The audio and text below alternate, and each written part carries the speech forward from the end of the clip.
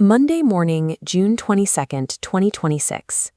The red light inside a radio control room signals a broadcast that will set the political agenda for the week.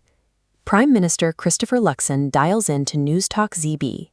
He is speaking to Mike Hosking's audience, the largest morning radio following in New Zealand, to deliver a verdict on a new proposal to tax the nation's wealthiest individuals. Luxon calls the plan economic lunacy. He warns listeners that taxing assets will kill innovation and drive the country's most successful companies overseas. He points to Sir Peter Beck, the founder of Rākau. In the 12 months leading up to this interview, Beck's personal wealth grew by more than $10 billion. While the Prime Minister defends the billionaire's portfolio, he omits a different set of numbers. Material hardship for New Zealand children has just hit a 10-year high. One man's wealth grew by $10 billion in a year. During that same period, 25% of mokopuna Māori and nearly 1 in 3 Pacific children lived without enough food, heat, or basic health care. The Prime Minister used his platform to safeguard 1/10 of 1% of the population. The 169,300 children currently living in poverty did not receive a mention.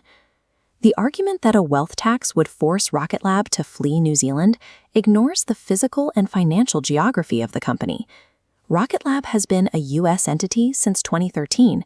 It is headquartered in California, listed on the Nasdaq, and operates as an American defense contractor.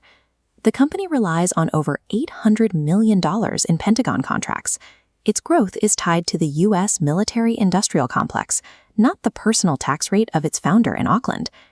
The proposed wealth tax is a 2.5% annual levy on personal net assets held within New Zealand above a $10 million floor. The family home is exempt. Taxing a founder's domestic personal wealth does not dissolve an international aerospace corporation.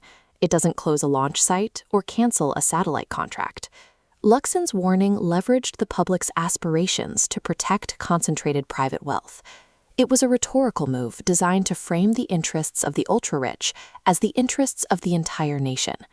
The actual policy includes a $10,000 tax-free threshold, delivering a direct tax cut to 96% of New Zealand earners. Only 0.3% of the population holds enough assets to be affected by the wealth tax. For businesses, the corporate rate only increases for the largest 0.7% of companies, the banks, supermarkets, and energy providers that dominate the market. While Luxon calls this lunacy, his own government oversaw a $2.9 billion handout to property investors through restored interest deductibility. At that same time, social housing tenants faced rising rents. This shift of billions of dollars was accompanied by a blackout on data. One of the government's first acts was to revoke the law requiring the Inland Revenue to report on wealth inequality.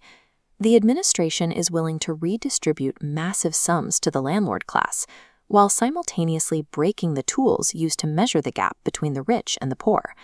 As the government fails to meet its child poverty reduction targets, the collective wealth on the New Zealand rich list has surpassed $100 billion. Currently, the wealthiest households in Aotearoa pay roughly half the effective tax rate of the average citizen. Other nations proved this concentration isn't necessary for growth. Norway taxes net wealth at the municipal level to fund public services. They remain one of the wealthiest nations on Earth, and they do not have a child poverty crisis. In Te Ao Māori, whanaungatanga reminds us that we are connected. Accumulation at one end and a cold household at the other are linked by the same arithmetic of extraction. Manaakitanga places an obligation on those who benefit most from collective resources to care for the vulnerable. Requiring a contribution from those fortunes is utu, a measured rebalancing of the social contract. To frame this rebalancing as lunacy while children go hungry is he kororo teka, false speech. It is a tactic used to shield the elite from their obligations to the community. Rejecting this narrative means demanding transparent data and supporting independent accountability for those in power. True leadership is measured by how a society shelters its children, not by how loudly its Prime Minister defends its billionaires.